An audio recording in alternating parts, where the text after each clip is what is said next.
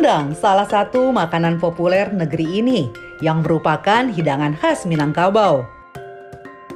Rendang tidak hanya kondang di Indonesia, tetapi juga di seluruh dunia. Pada tahun 2017, rendang dinobatkan sebagai makanan terenak di dunia dalam jejak pendapat global. Dalam survei tersebut, rendang berhasil meraih posisi pertama, mengalahkan berbagai hidangan terkenal lainnya dari berbagai belahan dunia. Pada awalnya, rendang yang berasal dari budaya Minangkabau ini adalah hidangan yang disajikan dalam acara-acara besar, seperti pernikahan, pesta adat, juga Hari Raya Idul Fitri. Rendang memiliki filosofi mendalam yang mencerminkan nilai-nilai budaya Minangkabau. Rendang itu adalah sebuah masakan Minang, tapi bukan namanya rendang, tapi randang. Orang Minang menyebut filosofi terciptanya rendang itu adalah dari sebuah proses memasak yang begitu lama, sehingga teruslah namanya randang. Gitu. Rendang, perpaduan antara pekatnya rempah-rempah yang dimasak dengan gurihnya santan, menjadikan hidangan ini begitu istimewa dan memiliki cita rasa khas yang bertahan hingga kini. Rendang, daging yang dimasak dalam waktu lama dan penuh kesabaran ini mencerminkan ketekunan. Untuk mengolah rendang sendiri bisa memakan waktu 8 hingga 12 jam tanpa henti mengaduk. Lamanya proses tersebut kadang memasak rendang yang masih terdapat kuah santan itu disebut kalio. Kita ambil contohnya saja dengan dendeng ya, karena di Padang itu ada banyak macam masakan Minang yang terkenal. Ada bebek cabai hijau, ada dendeng, ada rendang, ada gulai kapau, seperti itu ya. Kalau rendang itu dia kan berwarna hitam. Kalau dendeng itu dia hanya menggunakan daging dengan cabai merah. Kalau rendang itu dimasaknya itu sampai 12 jam. Itu kalau kita mau mencapai cita rasa yang benar-benar kering. Sri Engla Deswita atau dikenal dengan nama Uni Ade mulai menekuni memasak rendang untuk keperluan usahanya sejak tahun 2017. Meski dahulu ia sering membantu orang tuanya untuk memasak rendang. Rendang bukan hanya daging, mungkin terdengar dan terlihat aneh bagi sebagian orang. Namun bagi orang Minang sendiri, beberapa bahan baku dapat dijadikan rendang, seperti belut, nangka, pakis, jengkol, ayam, dan juga lokan atau kerang. Kalau dulu sebenarnya udah ada juga dari zaman kecil-kecil, nenek-nenek gitu bikin udah ada juga transformasi ya. Cuman mungkin tidak terekspos. Orang di luar sana cuman banyak mengenal hanya daging yang direndang. Kalau Uni Ade sendiri itu kan kebetulan orang tua kampungnya ada di Payakumbuh, nenek orang keturunan Payakumbuh. Di situ banyak sekali kalau beliau tuh hari Lebaran itu tidak hanya menggunakan daging sebagai bahan baku untuk rendang, mereka juga menggunakan ada sayur pakis, dijadikan rendang, dicampur dengan bebek, ada nangka, cuma tidak terekspos saja.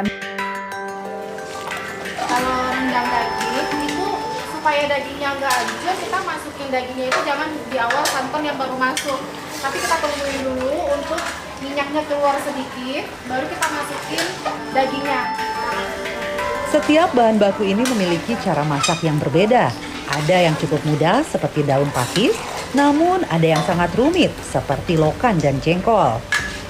Dan di sini kita juga ada variasi lain, yaitu kita bikin si rendang jengkol. Rendang jengkol ini dibikinnya itu sedikit agak susah-susah sulit. Kenapa? Karena kalau kita nggak bisa ngolah si jengkol ini, dia bakalan ngerasa aroma yang sangat strong, bau, dan orang jadi nggak akan enak untuk menyicipinya. Kalau di sini kita siasati, jengkol yang mentah itu kita rendam dulu 1 malam.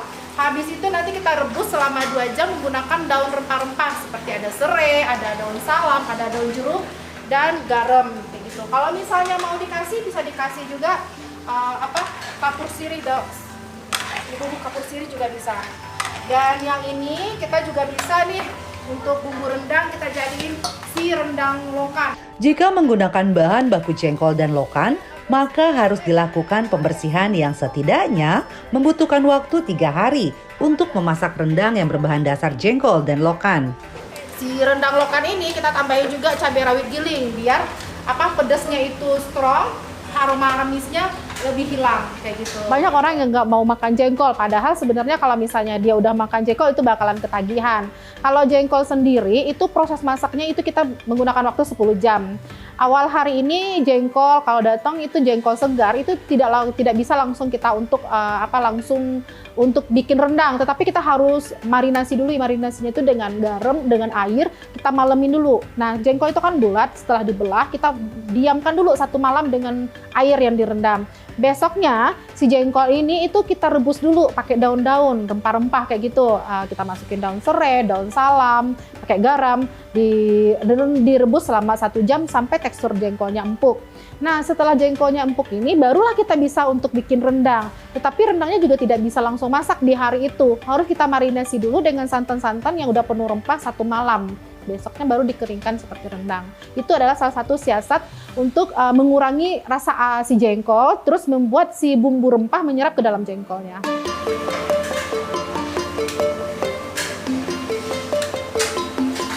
Dari banyaknya bahan dasar untuk membuat varian rendang, mengolah belut menjadi tantangan tersendiri bagi Uni Ade. Rendang belut sendiri identik berasal dari daerah Batu Sangkar, Sumatera Barat. Uni Ade pun mempunyai trik tersendiri agar rendang belut buatannya memiliki cita rasa yang khas. Keawetan rendang merupakan salah satu ciri khas yang membuat hidangan ini istimewa dan praktis. Proses memasak rendang yang memakan waktu lama dengan menggunakan api kecil membuat bumbu-bumbu meresap sempurna ke dalam daging yang membuat rendang mampu bertahan hingga 1 tahun. Warisan kuliner yang sangat berharga seperti rendang kerap menjadi perhatian orang yang berkunjung ke Sumatera Barat. Tak hanya makanan khas, rendang juga dijadikan sebagai tanda mata bagi siapa saja yang berkunjung di Tanah Minang. Meski kini banyak variasi rendang yang muncul dan tidak kalah lezat dari daging, namun daging sapi dan daging kerbau tetap menjadi yang paling klasik dan legendaris. Rendang atau randang bukan hanya sekedar makanan khas, tetapi juga menjadi simbol kebanggaan dan identitas masyarakat Minangkabau yang kaya akan tradisi dan sejarah.